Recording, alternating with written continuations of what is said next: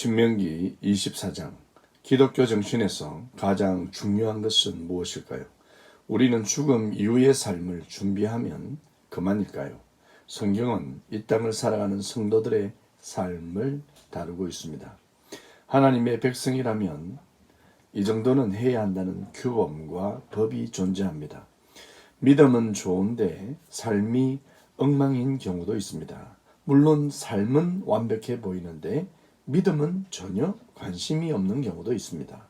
그런데 이 두 부분은 모두 중요한 것입니다. 하나님을 믿는 믿음과 그 하나님의 법을 지키며 사는 것 모두 중요한 부분입니다. 오늘 본문은 그러한 부분에서 다루고 있습니다. 하나님의 자녀는 이렇게 살아야 한다라는 가르침도 분명하게 존재합니다. 따라서 믿음도 좋아야 하며 그 믿음을 바탕으로 한 우리의 삶도 반드시 좋아야 합니다. 하나님은 한 사람 한 사람의 삶을 존중히 여기십니다. 남자와 여자를 차별하지 않습니다. 모두 귀하게 여기시며 혹시 이혼을 하는 경우를 위해서도 안전하게 새로운 만남을 가지도록 허락하고 있습니다. 이혼을 해도 된다는 이야기를 하는 것이 아니라 한 사람 한 사람의 삶이 행복하고 복되며 주어진 권리를 누리도록 배려하시는 것입니다. 사람은 모두 자기 중심적입니다. 자기 자신이 소중하기 때문입니다. 내가 눈을 감으면 이 넓은 세상도 우주도 보이지 않고 내가 없었다면 이 수많은 것들이 무의미합니다.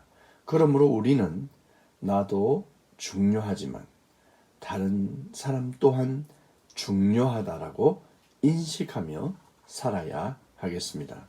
하나님은 가난한 사람들을 향해 어떠한 태도를 가져야 하는지 말씀하고 있습니다. 가난한 사람은 얼마든지 존재합니다. 나보다 어려운 형편에 있는 사람을 생각해서 행동해야 합니다. 약자를 위해서 배려해야 합니다.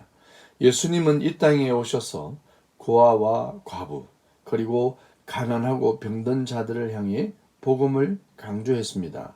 모든 사람에게 주어지는 복음이고 동일하게 선포되는 복음이지만 그들이 더 잘 받아들이는 것 같습니다. 따라서 우리의 마음은 부자요 부유해서 교만하고 마음이 높아져서는 안 됩니다.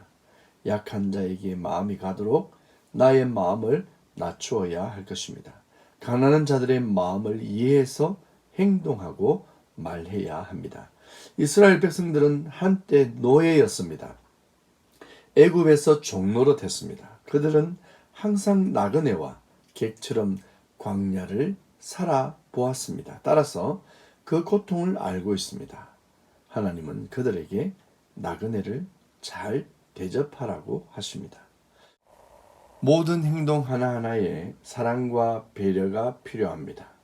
사랑하는 여러분, 여러분은 하나님을 믿는 자들입니까? 복음을 받았습니까? 그렇다고 한다면 타인의 약함을 함께 아프게 여기시기 바랍니다. 타인의 필요를 공급하는 삶을 살아야 합니다.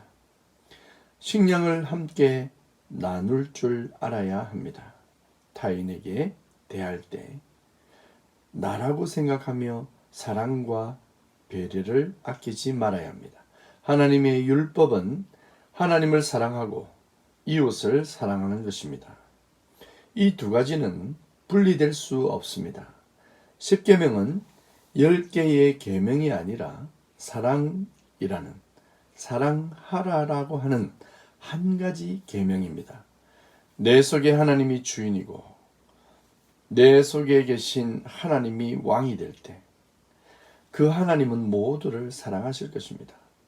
하나님에게 나를 맡기고 하나님이 하시도록 나를 하나님의 법으로 말씀으로 사랑으로 채워야 할 것입니다.